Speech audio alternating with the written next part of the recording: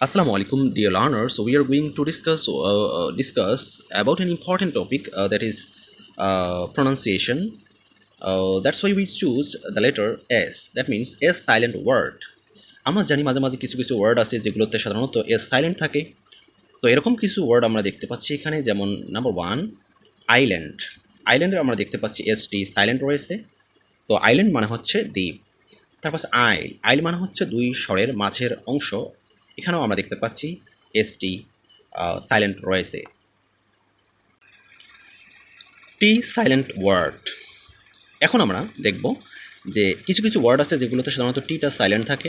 এরকম কয়েকটি example word আমরা এখানে দেখব, যেমন হচ্ছে লিসেন মানে শোনা, অ্যান্ড ডিফো মানে হচ্ছে ডিপো, বুকেই মানে হচ্ছে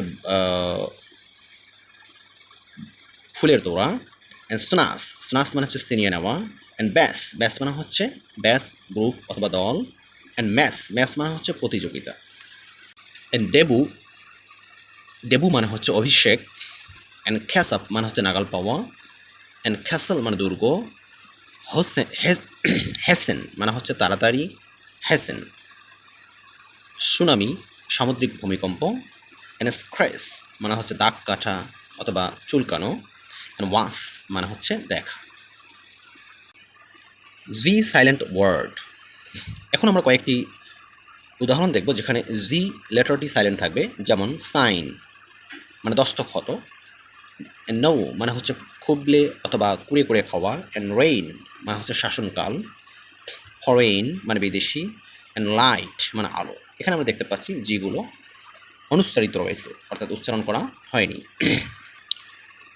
ইউ সাইলেন্ট ওয়ার্ড, অর্থাৎ আমরা এখন দেখব ইউ কোথায় কোথায় কোন কোন ওয়ার্ডগুলোতে সাধারণত সাইলেন্ট থাকে, ওগুলো উচ্চারণ করা হয় না।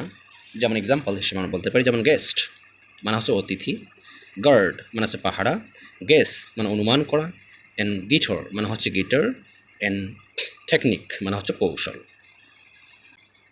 W silent word, that means W, কখনো কখনো ডাব্লিউ শব্দ লেটারটি বিভিন্ন ওয়ার্ডে সাইলেন্ট থাকে, সেগুলো আমরা এক্সাম্পল দেখব। যেমন রাইটার মানে হচ্ছে লেখক, রিক মানে হচ্ছে ধ্বংস, অ্যান্ড রেইড মানে হচ্ছে রাগ বা ক্রোধ, অ্যান্ড রাইট মানে হচ্ছে লেখা, অ্যান্ড রং মানে হচ্ছে ফুল। রেসলিং মানে হচ্ছে মূল্যযুদ্ধ, র্যাপ মানে হচ্ছে মোড়ানো, রিস্ট মানে হচ্ছে কবজি।